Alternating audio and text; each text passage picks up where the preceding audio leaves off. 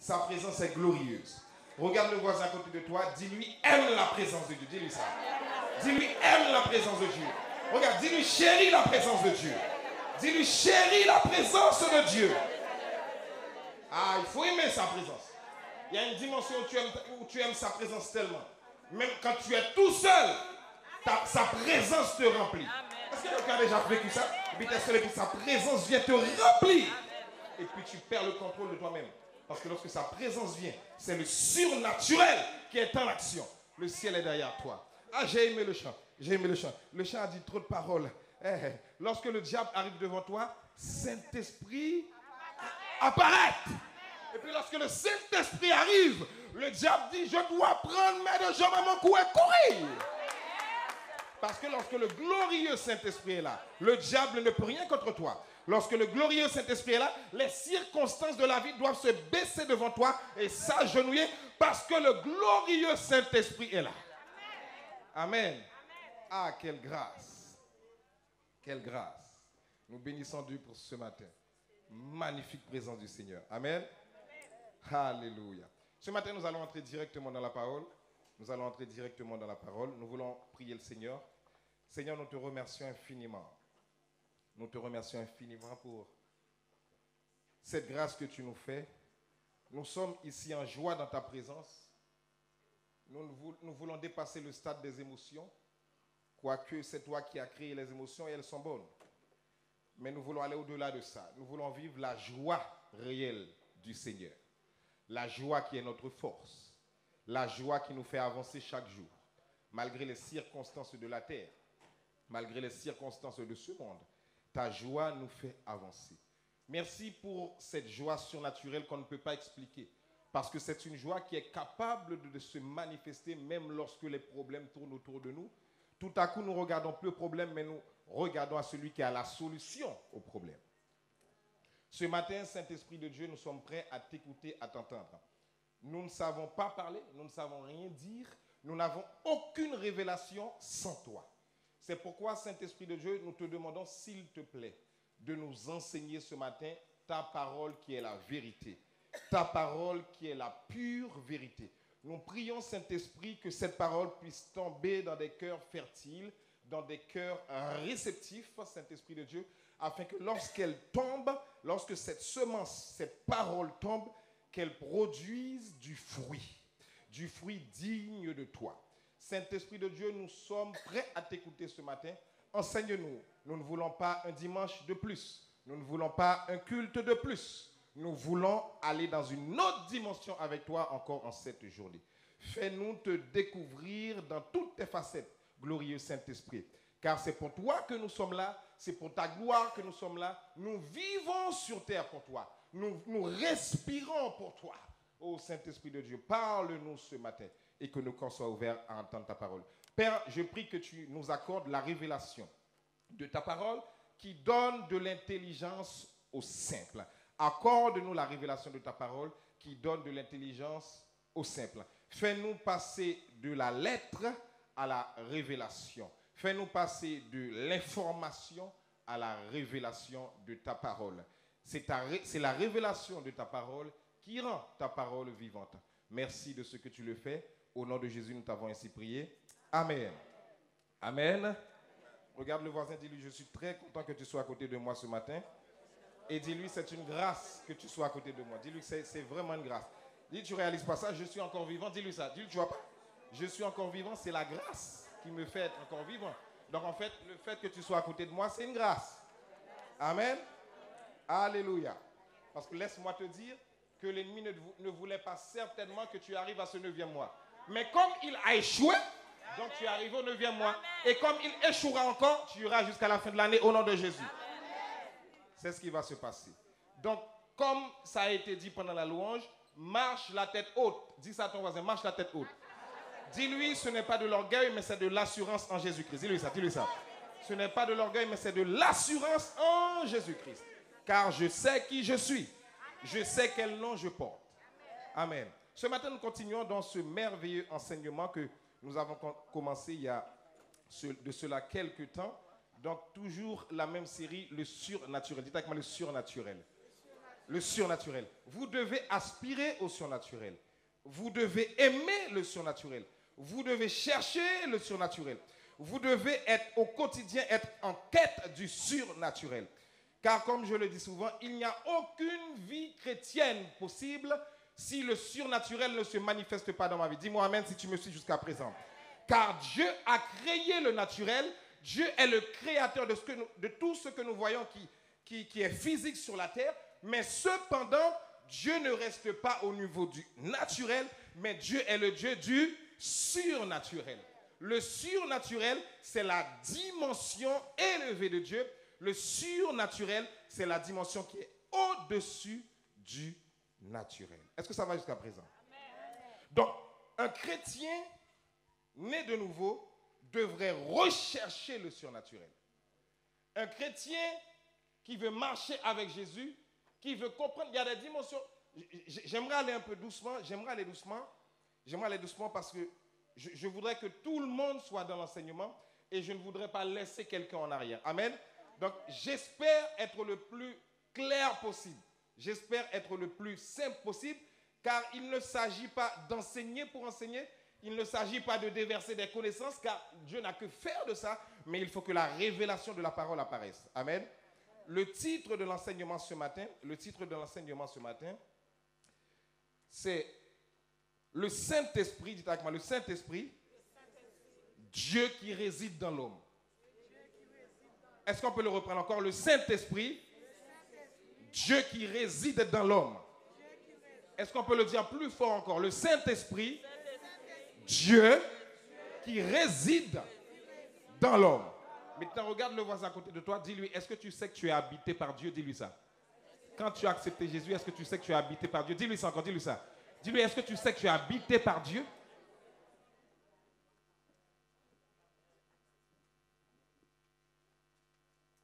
Si nous restons, il est difficile pour quelqu'un, le glorieux Saint-Esprit, vous devez l'aimer. Vous devez aimer le Saint-Esprit. Parce que lorsqu'il vient dans votre vie n'a plus le même sens. Lorsqu'il vient dans votre vie prend une autre direction. De la même manière qu'il n'y a aucune vie possible sans la parole de Dieu, il n'y a aucune vie possible sans le Saint-Esprit en nous.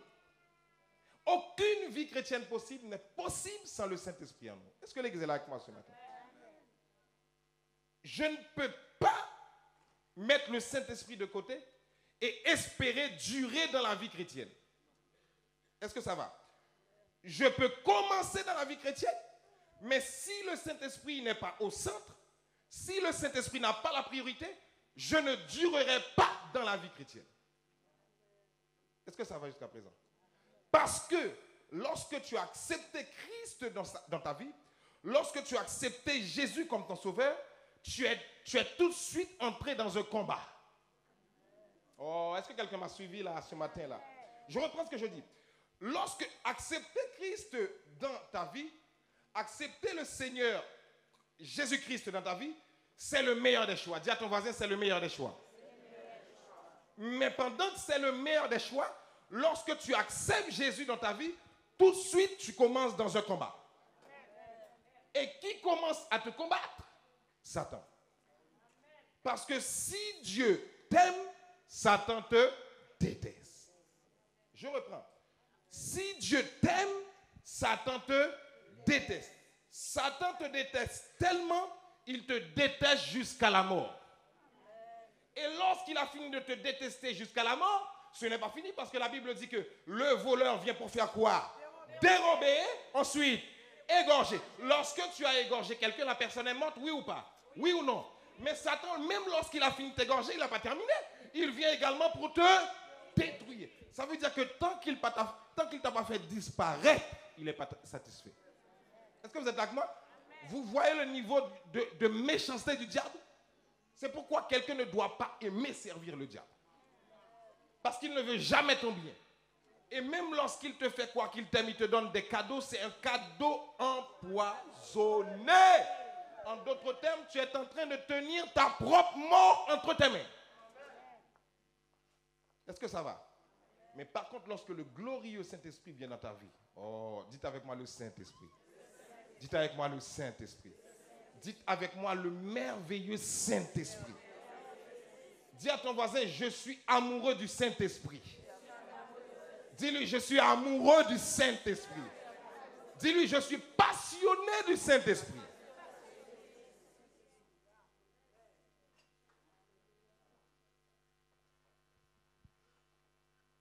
Il est impossible pour un homme naturel, écoutez-moi, il est impossible pour un homme naturel, il est impossible pour un être humain naturel, il est impossible pour un être humain sans Jésus de comprendre avec son cerveau qui ne fonctionne jusqu'à maximum 10%, de comprendre que le grand Dieu vient habiter en lui. Si tu essaies avec ton cerveau de comprendre que Dieu qui a créé la terre, Dieu qui a créé l'univers, Dieu qui a créé les arbres, Dieu qui a créé le ciel, Dieu qui a créé la mer, Dieu qui a créé les animaux, il est impossible si tu demeures dans ta sphère naturelle de comprendre que Dieu vient habiter en toi. Parce que Dieu est trop grand pour qu'il puisse venir habiter en l'homme. Mais en même temps, il s'est fait tellement petit pour qu'il puisse venir habiter en toi. Est-ce que l'église est là avec moi? Le premier point qui fait que le Saint-Esprit vient habiter en toi, le premier point qui fait que le Saint-Esprit vient habiter en toi, et ça c'est le point clé, il faut que Jésus vienne dans ta vie. Dites avec moi Jésus. Jésus est la porte par laquelle le Saint-Esprit passe pour habiter en nous. Est-ce que l'église m'entend là? Est-ce que vous avez suivi? Je vais reprendre. Qu'est-ce que j'ai dit? Jésus est quoi? Est la porte par laquelle le Saint-Esprit passe pour venir habiter en moi.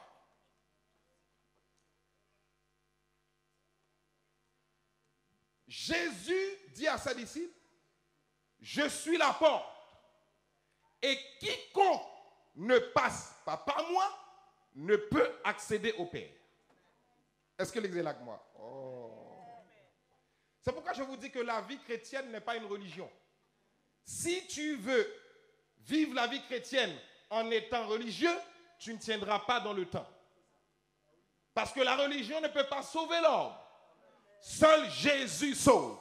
Seul Jésus sauve. Seul Jésus sauve.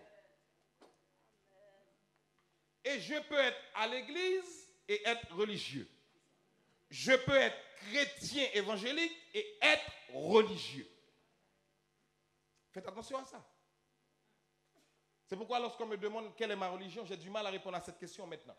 Mais actuellement, quand j'ai compris que Dieu n'est pas religieux, j'ai du mal à répondre à cette question. Quelle est ma religion? Je n'ai pas de religion, je suis Jésus-Christ. Maintenant, pour faire une différence, je dis que je suis chrétien évangélique, pour pas qu'on mélange les choses. Mais sinon, Dieu n'est pas dans la religion. Dieu, c'est un Dieu de relation. Est-ce que l'église me suit? Est-ce que l'église me suit? Et c'est pourquoi je vais le dire en passant. Souvent, et ça c'est une erreur qu'on a faite, hein, et moi-même le premier, et ça, c'est pourquoi quand on avance dans la vie chrétienne, quand le Saint-Esprit nous parle, de temps en temps, il faut apporter des corrections. Dites avec moi correction.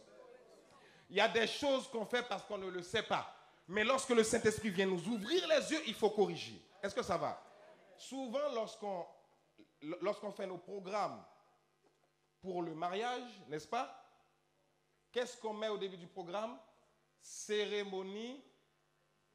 Dites encore, cérémonie. Dites-le encore, cérémonie. Est-ce que Dieu est dans la religion? Donc, quand on met cérémonie religieuse là, qu'est-ce que ça veut dire? On est en train de dire que Dieu est un Dieu de religion. Est-ce que Dieu est dans la religion? Donc, ce qu'on devrait mettre pour que ça soit juste, ce n'est pas cérémonie religieuse, parce que Dieu n'est pas un Dieu de religion. Nous devrions mettre cérémonie divine. Est-ce que l'Église me suit? Je reprends. Puisque Dieu est celui qui a initié le mariage ne vient pas de l'État. Le mariage ne vient pas de l'homme. Celui qui est l'initiateur, le créateur du mariage, c'est Dieu. Et à partir du moment que c'est Dieu, puisque Dieu n'est pas dans la religion, cérémonie religieuse n'a pas sa place. Est-ce que l'Église me suit? Mais parfois, nous mettons les choses parce que nous avons vu faire comme ça. Nous avons toujours vu faire comme ça. Et ce que nous avons toujours vu faire comme ça deviennent des habitudes. Amen. Donc, je disais, si Jésus n'est pas le Seigneur de ta vie, le Saint-Esprit ne peut pas habiter en toi. Écoutez bien, ni ta mère, ni ton père, ni ton cousin, ni ta cousine, ni ton oncle, ni ton grand-père, ni ton meilleur ami, quelle que soit la personne, ne peut pas faire venir le Saint-Esprit en toi si toi tu n'as pas accepté Jésus. Est-ce que l'Église me suit? Le fait que Jésus vienne dans ma vie est une démarche personnelle. Dites avec moi, personnelle. Même si tes parents t'aiment comment, ils ne pourront pas te sauver. Même si ta soeur t'aime comment, elle ne pourra pas te sauver. Même si ton grand-père t'aime comment, il ne pourra pas te sauver. La seule personne qui a la décision, c'est toi. Est-ce que l'Église me suit?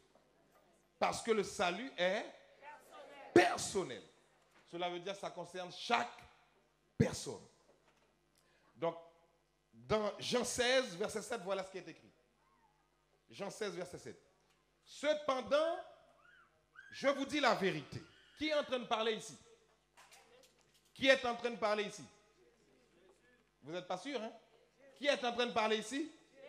Dites-le avec assurance. C'est Jésus qui parle.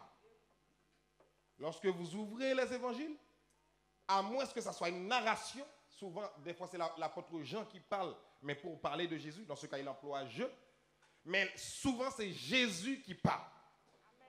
Cependant, je vous dis la vérité. Quand Jésus dit que je vous dis la vérité, ça veut dire qu'il faut faire attention. N'est-ce pas? Amen. Jésus ne fait pas de serment dépassé. La seule chose qu'il dit, en vérité, je te le dis. Maintenant, à toi de choisir ou de ne pas choisir. Il vaut mieux pour vous que je m'en aille. En effet, si je ne m'en vais pas, le défenseur, dites avec moi le défenseur. Le défenseur dont il est question ici, c'est qui? C'est le Saint-Esprit. Regarde ton voisin à côté de toi, dis-lui, t'inquiète pas, le Saint-Esprit prend ta défense dans cette situation. Tu n'as pas besoin de connaître la situation. Dis-lui, t'inquiète pas, le Saint-Esprit prend ta défense dans cette situation. En effet, si je ne m'en vais pas, le défenseur. C'est pourquoi je vous ai dit, lorsque nous allons rentrer dans les caractéristiques même de la paix, qu'est-ce qu'il est venu faire dans nos vies? Parce qu'il y a le Saint-Esprit en nous, maintenant il y a son rôle dans nos vies. On va avancer, dis à ton voisin, on va avancer. Le défenseur ne viendra pas vers vous. Jésus a dit à ses disciples, écoutez-moi mes disciples, je vous parle. C'est vrai que moi je suis là physiquement avec vous. Nous mangeons ensemble, nous parlons ensemble, nous voyons des miracles, nous voyons des prodiges, nous prions ensemble.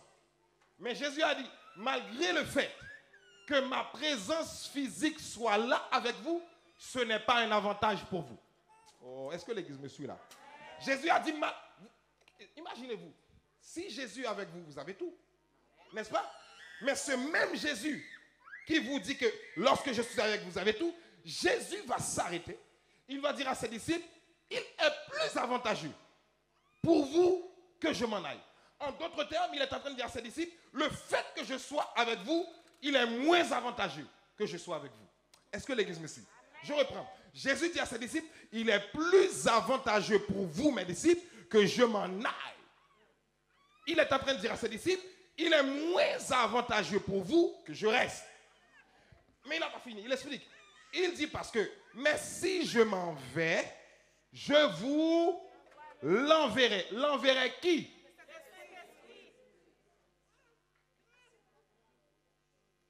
Ça veut dire quoi? Qu'est-ce que Jésus est en train de dire là? La personne qui viendra après que je m'en serai allé a la même importance que moi, est mon égal, parce que dans un autre texte, il est appelé autre consolateur, on le verra une autre fois. Et autre consolateur veut dire l'autre qui est comme moi. Donc le Saint-Esprit est comme Jésus. Dis à ton voisin, le Saint-Esprit est comme Jésus. Mais cependant, Jésus va dire à ses disciples, tant que je reste avec vous, vous n'êtes pas avantagés. Lorsque je m'en vais maintenant, qu'est-ce qui va se passer? Je ne serai pas avec vous seulement. On va voir le point tout à l'heure. Amen. Mais notez quelque chose que Jésus dit là. Regardez bien le schéma du texte. Et c'est ça que je vais vous montrer ce matin. Jésus a dit, en effet, si je ne m'en vais pas. Est-ce que ça va jusqu'à présent?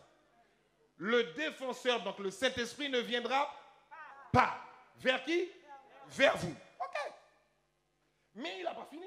Il dit mais. Dites avec moi mais. À chaque fois que vous voyez mais dans un texte, prêtez attention à ce qui suit. Il dit mais si je m'en vais, voilà ce qui va se passer si je m'en vais. Qu'est-ce que je vais faire? Je vous l'enverrai. En d'autres termes, qui a envoyé le Saint-Esprit en nous? Donc c'est pour ça que je vous ai dit comme premier point, Jésus est la porte par laquelle le Saint-Esprit passe pour entrer en nous. Est-ce que quelqu'un peut venir rapidement devant? Un garçon, venez rapidement devant. Vite, vite, vite. Soyez pas trop pressés surtout. Hein. Rapide, rapide. S'il vous plaît. Merci. Est-ce qu'on peut acclamer son courage? Bravo. Viens avec moi un peu, je vais te faire monter un petit peu là. Venez voir. Je vous explique quelque chose. Je vous explique quelque chose. Mets-toi debout là. Ça tombe bien, hein? On est à peu près de la même hauteur. Vous me voyez derrière? Oui, forcément. Écoutez. Écoutez. Imaginons qu'il soit la porte. Dites avec moi la porte. Dites la porte. Il est Jésus la porte. Tu as le bon rôle. Hein? Il est Jésus la porte. OK? N'est-ce pas? OK. Moi, je suis derrière lui. Donc, il est la porte de la maison. Est-ce que ça va jusqu'à présent? Est-ce que tout le monde me suit? Parce qu'il y a un texte que je vais voir avec vous tout à l'heure. Vous allez comprendre ce que je vous explique là. OK? Il est la porte. Il est Jésus. Maintenant, il faut que le Saint-Esprit entre en moi. Oui ou non? Moi, je suis dans la maison. Oui ou non? OK. Maintenant, le seul moyen, à moins que ça soit un voleur qui passe par la fenêtre, quelqu'un de normal doit rentrer par une porte. Est-ce que l'église me suit? Si tu vois quelqu'un passer par une fenêtre, il y a un problème. Dis à ton voisin, soupçonne-le, il y a un problème. Si tu vois, il passe par la fenêtre, ça veut dire qu'il n'est pas le propriétaire. La seule solution pour que le Saint-Esprit vienne à moi, il faut qu'il passe par cette porte qui est Jésus. Écoutez-moi, Jésus joue deux rôles en même temps. En même temps, il est la porte. En même temps, il est celui qui fait passer par la porte. Est-ce que l'église me suit? Non, je vais reprendre. Jésus est à la fois la porte et il est à la fois celui qui dit au Saint-Esprit, viens, entre. Écoutez-moi. Lorsque vous faites la prière du salut, dites avec moi la prière du salut. La prière du salut, c'est la prière que l'on répète pour que Jésus vienne dans nos vies. Lorsqu'on fait cette prière a l'air d'être une simple parole, mais ce n'est pas une prière simple, c'est une prière surnaturelle. C'est la plus grosse prière qu'un être humain puisse faire sauter. Amen. J'ai dit que c'est la plus grande prière qu'un être humain puisse faire sur terre. Le fait d'accepter Jésus. Maintenant, lorsque tu fais cette prière, qu'est-ce qui se passe? La porte qui est Jésus, qui était fermée, en même temps, il a les clés. Hein? Il a les clés. Personne ne peut rentrer s'il ouvre. Est-ce que l'église est là avec moi? Et le Saint-Esprit est un Saint-Esprit de respect. Il vient parce que Jésus a dit viens. Pourquoi? Parce qu'il fonctionne dans l'unité. Il ne fonctionne pas dans le désordre. Le Saint-Esprit et Jésus fonctionnent en harmonie, en symbiose. Ils vivent en harmonie. L'unité est l'un des symboles du ciel. Est-ce que l'église me suit? Donc lorsque le Saint-Esprit doit venir, il doit attendre l'autorisation de Jésus. Mais qui donne à Jésus l'autorisation d'ouvrir? Qui donne cette autorisation? Qui lui donne ça? Ah non. Je sais que c'est un peu complexe, mais j'essaie d'aller doucement. J'ai dit, je reprends. Avant que le Saint-Esprit rentre, il doit attendre que Jésus lui donne l'autorisation. Est-ce que ça va jusqu'à présent? Maintenant, qui donne à Jésus l'autorisation d'ouvrir? Non. Qui est-ce? Qui est-ce? Nous. Ah. Tout le monde me dit, ah non, c'est pas possible. Ce n'est pas le Père qui donne à Jésus l'autorisation. Ce n'est pas le Saint-Esprit qui donne à Jésus l'autorisation. C'est qui? Moi. Tant que je n'accepte pas Jésus dans ma vie, Jésus n'ouvre pas. Est-ce que l'église me suit? Oh, je vous ai dit, on doit avancer doucement pour comprendre ces choses-là. Parce que le monde spirituel est un merveilleux monde, mais en même temps, c'est un monde complexe. Donc, il faut la révélation du Saint-Esprit pour comprendre le fonctionnement du monde spirituel. Maintenant, celui qui a l'autorisation d'autoriser Jésus à ouvrir la porte, c'est moi. Quand est-ce que j'autorise Jésus à ouvrir la porte? Lorsque je dis, Seigneur Jésus, je te demande pardon pour mes péchés. Aujourd'hui, je te reconnais comme mon sauveur et mon maître. Merci de m'accepter par ton amour, etc. Est-ce que vous comprenez? Amen. Lorsque vous êtes en train de faire cette prière, Jésus qui avait la clé dans sa main, il commence à prendre la clé. Oh, il commence à prendre la clé. Et lorsqu'il prend la clé, il dit, Saint-Esprit, prépare-toi. Tu dois venir demeurer en quelqu'un. Il y a quelqu'un ici au sein de l'avenir des cartes qui est en train de me donner accès à sa vie. Et moi, il faut que tu viennes. Parce que c'est la promesse que j'avais faite. Maintenant, Jésus tient sa clé. Et dès que tu as fini la prière du salut, Jésus ouvre, clac, le Saint-Esprit rentre, fou. Est-ce que l'église me suit? Donc, tu as l'autre, c'est toi qui dois... Jésus te respecte. C'est pourquoi il ne te forcera pas. Je vous le dis tout le temps. Dieu n'a pas créé des robots. Il a créé des êtres humains avec une volonté. N'est-ce pas? Tu as la capacité de décider. Maintenant, automatiquement que le Saint-Esprit a reçu l'autorisation et que la porte est ouverte, il entre. Est-ce que l'église est là avec moi? Tu peux aller t'asseoir. Ça fait trop longtemps que je t'ai fait rester là. Est-ce qu'on peut l'acclamer? Glorifions le Seigneur pour lui. Merci pour ton courage. Merci infiniment. En plus, il est très beau gosse. Hein? Amen. Et écoutez ça. Lorsque le Saint-Esprit vient dans ta vie maintenant, c'est pas fini. N'est-ce pas? Oh, on va avancer. On va avancer. Le deuxième point maintenant. Aïe, aïe, aïe. Dites avec moi Amen. Il faut que j'avance. Le deuxième point maintenant.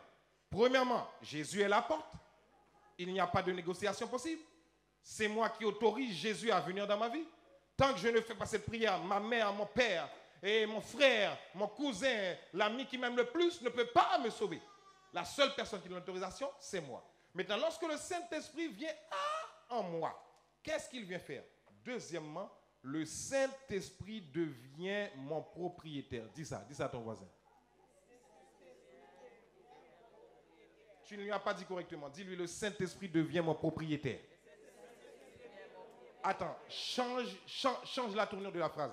Dis-lui, je suis la propriété du Saint-Esprit. Dis-lui ça.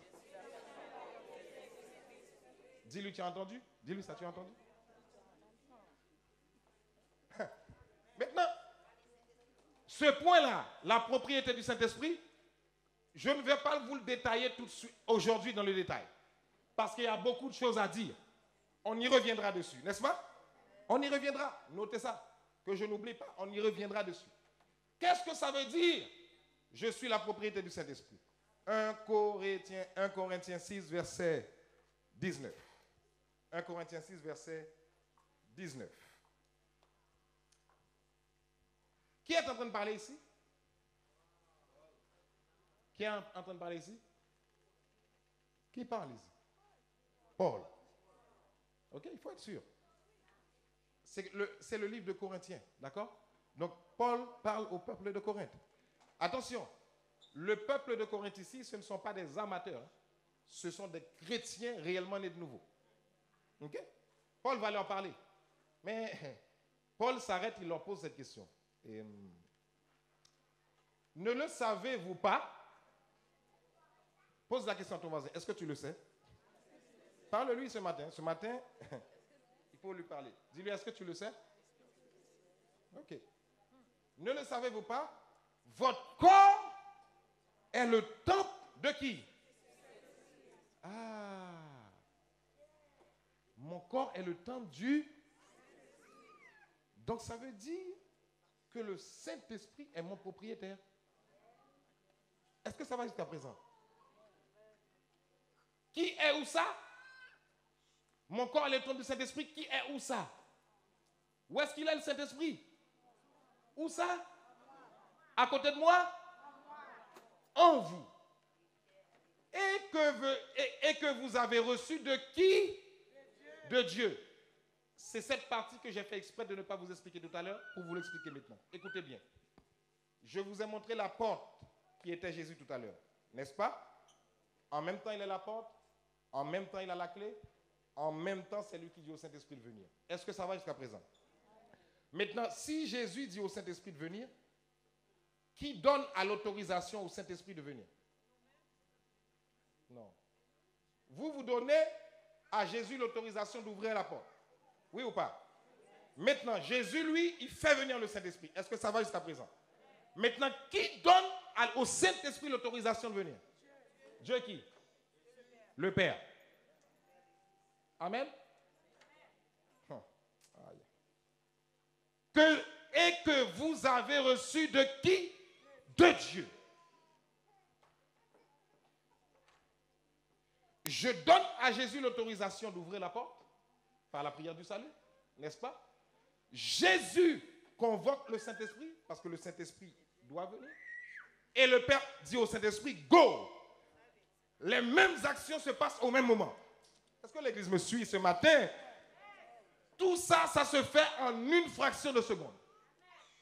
C'est pourquoi la prière du salut que tu fais est puissante. Et Satan ne veut pas que tu donnes ta vie à Jésus parce qu'il sait qu'il y a une puissance derrière ça. Dès que tu ouvres ta bouche, tu fais cette prière. Dieu le Père dit au Saint-Esprit, prépare-toi. Vous voyez, comme les coureurs là, quand ils sont sur le stade, n'est-ce pas? Qu'est-ce qu'ils font comme ça là? Ils font quoi? Ils attendent le go. Le Saint-Esprit est tout le temps comme ça dans le ciel. Tout le temps, il est comme ça. Ils attendent le go. Tout le temps, 24 heures sur 24, le Saint-Esprit est là. Et dès qu'il y a poche, tout le monde part. Est-ce que l'Église est là avec moi? C'est la même chose pour le Saint-Esprit. Le Saint-Esprit, dès que tu fais la prière du salut, il reçoit le go du Père de descendre. Et Jésus a déjà ouvert la porte. Est-ce que l'Église est là avec moi? Maintenant, Paul n'a pas fini. Il dit, maintenant que le Saint-Esprit vient habiter en vous, qu'est-ce qui se passe après? Vous ne vous appartenez pas à vous-même. Maintenant, regarde, quand on va entrer dans ça là, quand on va entrer dans cette partie-là, dis à ton voisin, ça va être chaud et bon. J'ai hâte. J'ai hâte. Regarde ton voisin, dis-lui, est-ce que tu sais que tu n'as pas le droit de faire ce que tu veux avec toi? Dis-lui ça. Dis-lui, si le Saint-Esprit ne t'a pas autorisé, dis-lui, regarde-lui, regarde-lui. Dis-lui, si le Saint-Esprit ne t'a pas autorisé à faire quelque chose, tu ne peux pas le faire. Dis-lui ça. Même si la chose est bonne. Dis-lui ça, même si la chose est bonne. J'aurai le temps de vous démontrer ça après. Pas ce matin. Même si la chose est bonne, si le Saint-Esprit n'a pas dit, fais-le, tu es en contradiction avec la parole de Dieu. On va entrer dans cette dimension-là. Et c'est pourquoi souvent, dans certaines situations, nous n'entendons plus la voix du Saint-Esprit parce que ce n'est pas le Saint-Esprit qui m'a dit de prendre cette direction. Même si elle paraît bonne. Est-ce que l'Église me suit? Si le Saint-Esprit ne m'a pas donné son go, même si elle paraît bonne, je ne dois pas prendre cette décision. Est-ce que ça va? Et le Saint-Esprit parle à ma conscience. On verra ça après. Troisièmement, est-ce que ça va jusqu'à présent?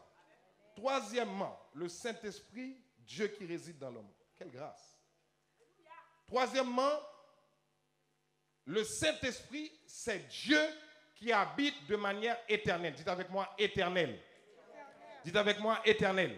C'est Dieu qui habite de manière éternelle. J'aimerais prendre avec vous Jean 14, versets 16 et 17 pour vous le démontrer. Jean 14, versets 16 et 17. Suivez-moi. Quant à moi, qui est en train de parler ici? Qui parle là?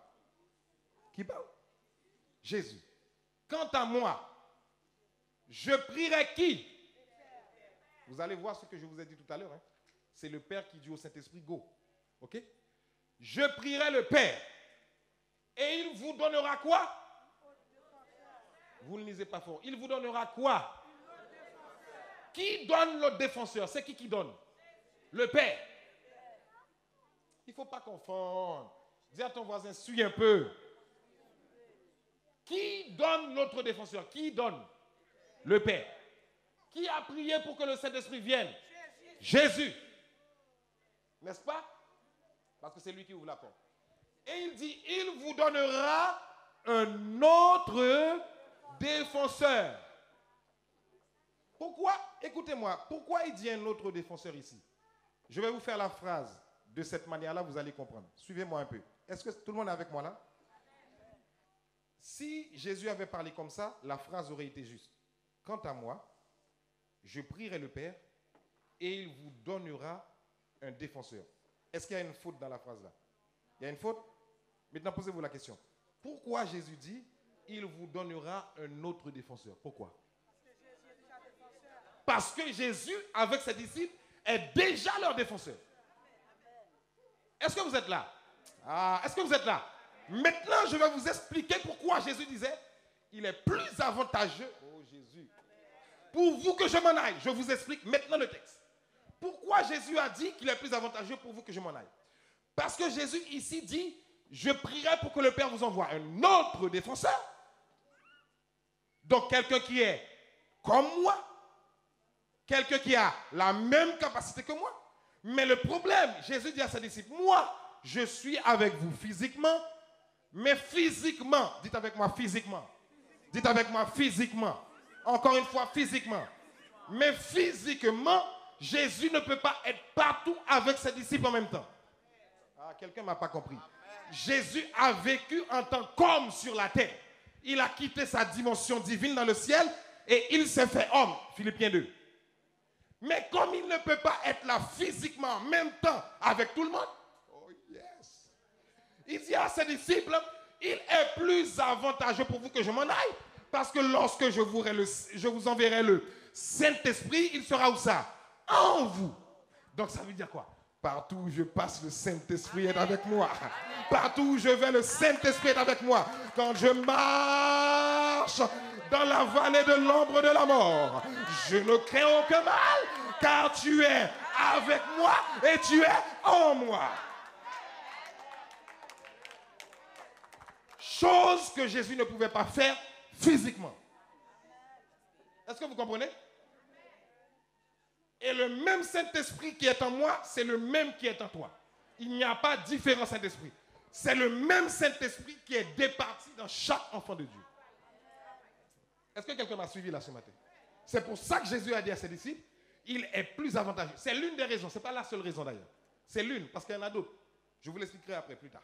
Il y a d'autres raisons. Mais il dit, c'est pour ça qu'il est plus avantageux pour vous que je m'en aille. Oh, mais il n'a pas fini la phrase. Il a dit, le Saint-Esprit sera en vous, mais il ne sera pas seulement en vous. Qu'est-ce qu'il fera? Il vous donnera un autre défenseur afin qu'il reste, dites-le plus fort, afin qu'il reste, c'est pas assez fort, afin qu'il reste, c'est ce mot-là que Satan n'aime pas. Lorsque le Saint-Esprit vient habiter en toi, il vient habiter en toi, pas de manière temporaire, pas de manière provisoire, mais éternellement. Tu es sauvé éternellement tant que tu es en Jésus. Satan ne peut rien contre toi. Satan n'a qu'à danser, il n'a qu'à sauter, il n'a qu'à pomper, il n'a qu'à voler et il ne peut rien contre toi parce que le Saint-Esprit demeure en toi éternellement. Mais pourquoi le Saint-Esprit demeure en toi éternellement? Parce que je vous l'ai prouvé. J'ai oublié de faire le récapitulatif des enseignements que j'ai donnés les dimanches précédents. Je vous avais dit je vous avais prouvé que le Saint-Esprit était Dieu. Vous vous souvenez ou pas? Je vous avais prouvé que le Saint-Esprit était Dieu. Et j'avais donné différentes caractéristiques du Saint-Esprit. J'avais dit que le Saint-Esprit était Dieu parce que numéro 1, il est omnipotent. Numéro 2, il est omniscient. Numéro 3, il est omniprésent. Et numéro 4, il est éternel. Donc, puisque le Saint-Esprit est éternel, s'il vient habiter en moi, il vient habiter en moi de manière éternelle. Parce que le Saint-Esprit ne peut pas mourir. Il n'a pas de fin. Est-ce que vous commencez à réaliser le Dieu qui est en vous là? C'est pourquoi je vous dis, il ne faut pas marcher la tête basse. Tu as le Saint-Esprit en toi.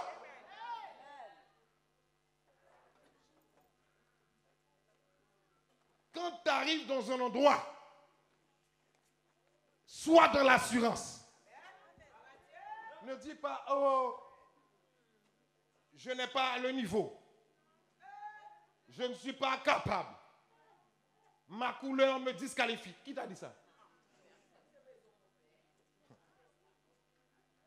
Le Saint-Esprit qui détient l'intelligence surnaturelle est capable de t'expliquer des choses que des gens ont fait des études qui n'ont pas compris. Et toi, tu arrives. Tu l'expliques. Mais quand on te demande où est-ce que tu as appris ça, on me l'a enseigné. Qui est-ce? Si je te le dis, tu ne croiras pas. Amen. Écoutez-moi, jeunes étudiants. Peut-être que quelqu'un ici, je parle à la pensée de quelqu'un, est en train de se décourager parce que tu as raté examen après examen. Si tu as accepté Jésus dans ta vie, le Saint-Esprit est l'esprit d'intelligence. Il est capable de te donner ce diplôme que tu cherches.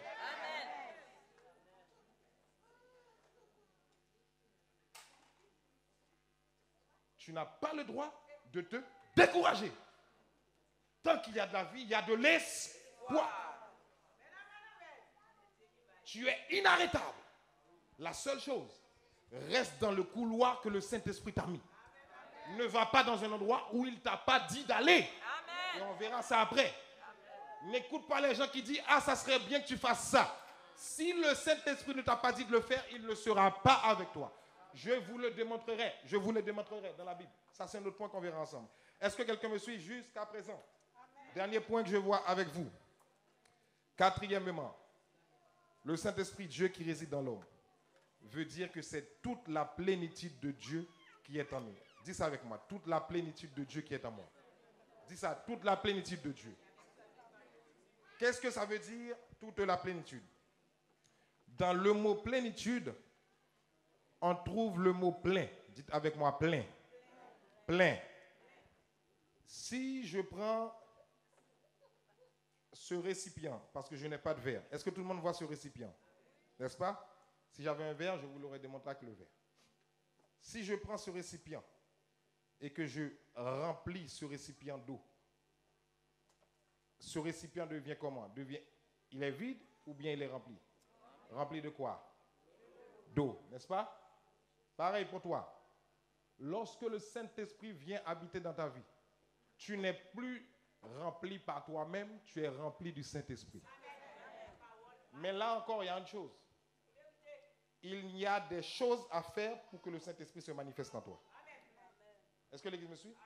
Écoutez-moi bien. Le problème des enfants de Dieu, ce n'est pas que le Saint-Esprit ne veut pas agir. Le Saint-Esprit ne vient pas en toi pour des vacances. Le Saint-Esprit ne vient pas en toi pour aller au bord de la plage. Le Saint-Esprit n'est pas en vacances en toi. Le Saint-Esprit vient en toi pour une œuvre. Est-ce que ça va? Mais là encore, comme Dieu n'est pas un Dieu dictateur, comme Dieu n'est pas un Dieu qui aime forcer l'être humain, parce que Dieu a donné ce qu'on appelle à l'être humain la capacité de choisir ou encore le libre arbitre, comme Dieu ne force pas l'être humain. Oh Jésus, ah là là, hey. Ah, il y a des choses à dire. Il y a des choses à dire. Dis à ton voisin, prépare-toi. Ah, il y a des choses qui vont tomber ici. Ah, je vous dis, il y a des choses qui vont tomber. Comme Dieu ne te force pas, si tu ne donnes pas au Saint-Esprit, et je vous expliquerai une prochaine fois comment tu donnes l'autorisation au Saint-Esprit d'agir dans ta vie.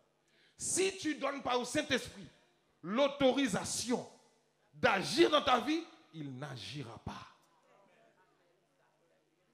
Parfois, c'est nous-mêmes qui bloquons l'action du Saint-Esprit dans nos propres vies.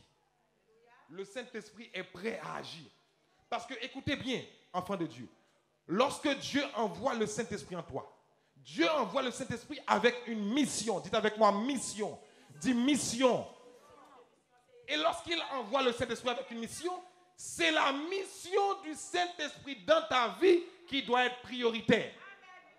Ah. Écoutez-moi, enfant de Dieu. Est-ce que vous savez que lorsque le Saint-Esprit vient dans votre vie, il a le droit de modifier la trajectoire de votre vie? Si vous étiez en train de prendre une direction, si le Saint-Esprit te dit non, moi je te veux là, il a le droit. Est-ce que vous le savez? Vous ne m'avez pas compris là. Le Saint-Esprit a le droit de modifier la trajectoire de votre vie. Est-ce que ça va? Parce que c'est ce que la Bible dit tout à l'heure. Vous ne vous appartenez plus à vous-même. Donc ça veut dire que tu n'es plus ta propriété. Je vais le dire ainsi pour le comprendre, après je le traduirai. Ou pas qu'à faire sauver encore. Tu ne peux pas faire ce que tu veux. Est-ce que ça va? Est-ce que quelqu'un me suit? C'est pourquoi même pour préparer un enseignement, priez beaucoup pour vos pasteurs. Hein. Priez pour eux. Priez pour eux. Même pour préparer un enseignement, je n'ai pas le droit de venir dire ce qui me fait plaisir. Je dois dire ce qu'il m'a dit de dire. Est-ce que ça va? Je ne peux pas dire ce que j'ai envie de dire. Parce que si je dis ce que j'ai envie de dire, ce n'est plus le Saint-Esprit qui agit, c'est l'homme. Et lorsque c'est l'homme, Dieu n'est pas là. Est-ce que ça va? Lorsque c'est l'homme, Dieu n'est pas là. Même si la phrase est belle, même si elle est bien construite, même si tout le monde dit Amen, si le Saint-Esprit n'a pas dit au prédicateur de dire ça, il le dit, Dieu n'est pas là. Dites-moi Amen. Et ça, c'est pour tout le monde dans tous les domaines de la vie. C'est vrai pour l'enseignement et c'est vrai pour d'autres choses aussi. Maintenant, est-ce que ça peut arriver que je fasse des erreurs? Dites avec moi oui.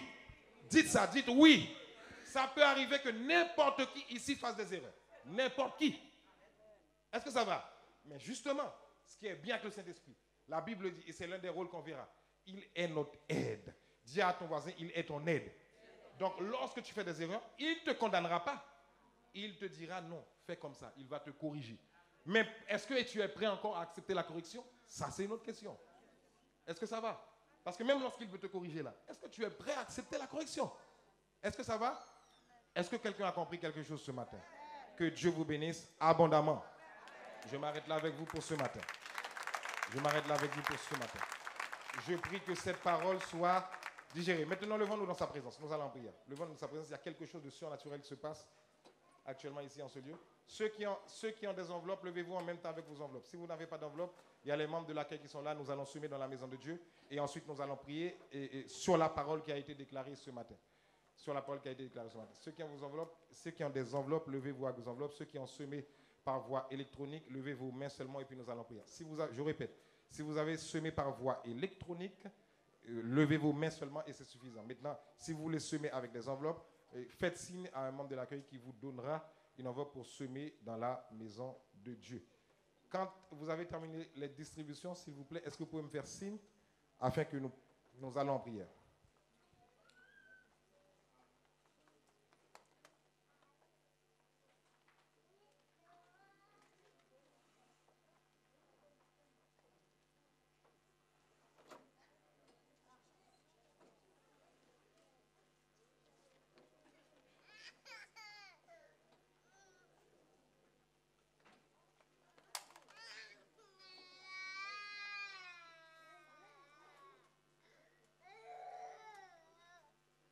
Amen. C'est bon? Gloire à Dieu. Une fois que vous avez vos enveloppes, mettez vos semences dedans. S'il vous plaît, comme je le dis, je le répète, si vous n'avez pas, Dieu le sait. D'accord? De toute façon, je vous ai expliqué, hein, si moi je ne vous vois pas, le Saint-Esprit vous voit. Il n'y a pas besoin que quelqu'un vous voit. D'accord? C'est votre conscience avec Dieu. Maintenant, si vous n'avez pas, ne mettez pas une enveloppe vide non plus. D'accord?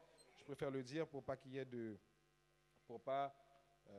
confusion. Maintenant, levez vos enveloppes premièrement. Non, d'abord laissez les enveloppes. Nous allons prier pour la parole. Laissez les enveloppes pour l'instant. Là où tu es, mets ta main sur ton cœur. Mets ta main sur ton cœur là où tu es. Glorieux Saint-Esprit, nous ne voulons pas être ce matin dans l'émotion. Comme je le dis souvent, les émotions sont bonnes parce que c'est toi qui les as créées pour notre bien. C'est toi qui les as créées. Mais cependant, toi, tu ne vis pas par tes émotions. Tu vis par la foi et par l'esprit.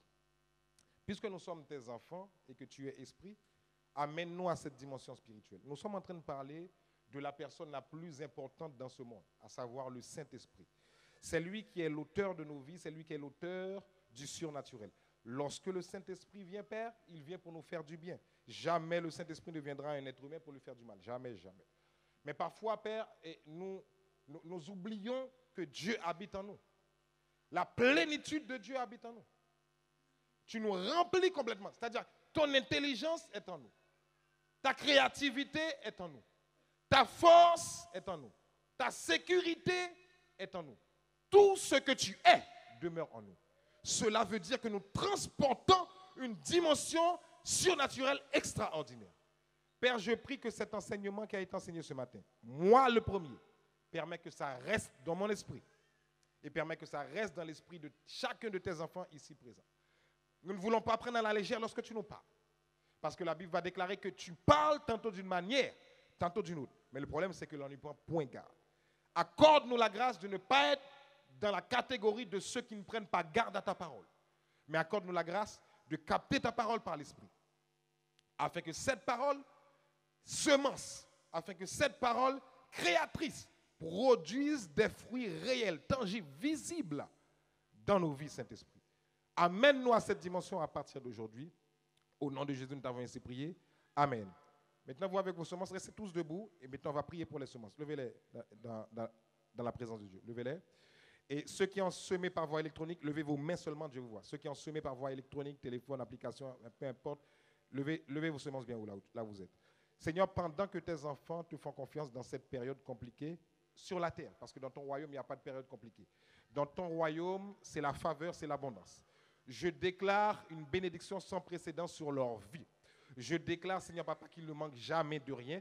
Tu bénis leur travail, tu bénis leur entreprise, tu bénis leurs mains, tu bénis leurs enfants. Tout ce qu'ils font est béni, Père, dans le nom puissant de Jésus.